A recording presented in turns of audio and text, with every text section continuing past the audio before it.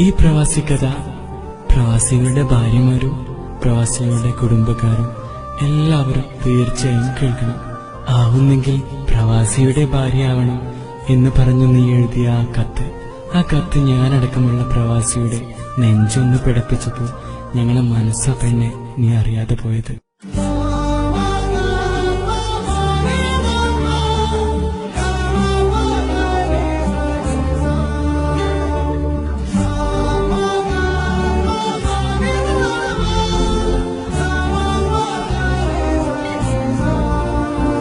കാത്തിരുന്ന് കഫീലിന്റെയോ മാനേജറുടെയോ കൈയും കാലും പിടിച്ചു കിട്ടുന്ന ലീവിന് നാട്ടിലേക്ക് പുറപ്പെട്ടപ്പോൾ നിന്റെയും മക്കളുടെയും തിളങ്ങുന്ന കണ്ണ് കാണാനോ പെണ്ണെ.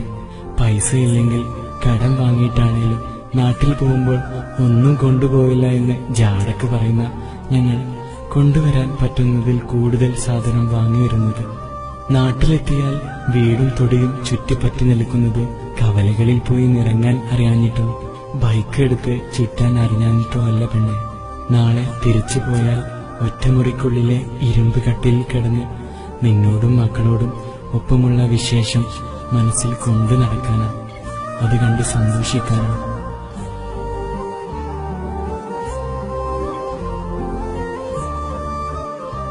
ലീവ് തീരാറായി എന്ന് അറിയുന്ന നീ അത് നീട്ടിക്കിട്ടുമോ എന്ന് ചോദിച്ച് കണ്ണു നിറക്കുമ്പോൾ ഒന്നും പറയാതെ മുറ്റത്തേക്ക് ഇറങ്ങി നടക്കുന്നത് കണ്ണിലെ നനവ് നീ കാണാതിരിക്കാനാണ്. എപ്പോഴാ നീ വന്നത്, എപ്പോഴാ നീ പോകുന്നത്? നാട്ടുകാരുടെ സ്ഥിരം ചോദ്യത്തിന് സങ്കടം ഉള്ളിലൊതുക്കി ചിരിച്ചുകൊണ്ട് മറുപടി കൊടുക്കുന്ന ഞങ്ങൾ ഇടവഴിയിൽ കാണുന്ന പല മുഖങ്ങളും തിരിച്ചറിയാൻ കഴിയാതെ സ്വന്തം വീട്ടുകാർക്ക് വിരുന്നുകാരായി, മക്കൾക്ക് കളിപ്പാട്ടം കൊണ്ടുവരുന്ന ആളായി, നാട്ടുകാർക്ക് ഗൾഫുകാരനായി, അങ്ങനെ പല പേരിലും ഞങ്ങൾ ജീവിക്കുന്നു. തിരിച്ചു പോരുമ്പോൾ അഴിച്ചുവെച്ച ഷർട്ട് ഓർമ്മക്കായി നിങ്ങൾ എടുത്തു വെക്കുമ്പോൾ ഒരു കഷ്ണം തുണി പോലും ഞങ്ങൾ കൊണ്ടുവരാറില്ല. പകരം നിങ്ങളോട് ഒന്നിച്ചു ചിലവിട്ട ദിവസങ്ങളിലെ ഓർമ്മയാണ് പെണ്ണെ ഞങ്ങൾ പ്രവാസികളുടെ കൽബിലെ കുളിര്. പടിയിറങ്ങുമ്പോൾ നിന്റെ കവിളിൽ നിനക്ക് മുത്തം തരുന്നത് എന്തിനാണെന്നറിയോ പെണ്ണെ?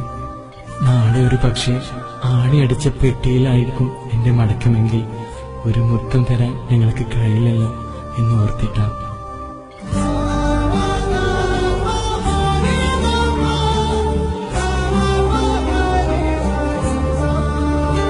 പടിയിറങ്ങുമ്പോൾ ഞങ്ങളുടെ കണ്ണു നിറഞ്ഞു. നീ കാണില്ല പെണ്ണെ, കാരണം അപ്പോഴേക്കും ഞങ്ങളുടെ മനസ്സ് ഞങ്ങൾ കരിങ്കല്ലാക്കി മാറ്റിയിട്ടുണ്ടാവും.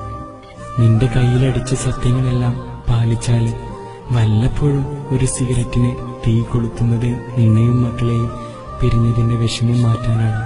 തിരിച്ചു വന്നാൽ തടി മെലിഞ്ഞുപോയി എന്ന് പറഞ്ഞ് നിങ്ങളുടെ കൈകൊണ്ട് വിളമ്പി തരുമ്പോഴാണ് പെണ്ണെ മരുഭൂമിയിലെ ചൂടിൽ വെന്തൊരുക്കിയ ഞങ്ങളെ ശരീരം ഒന്ന് പുഷ്ടിപ്പെടുന്നത്.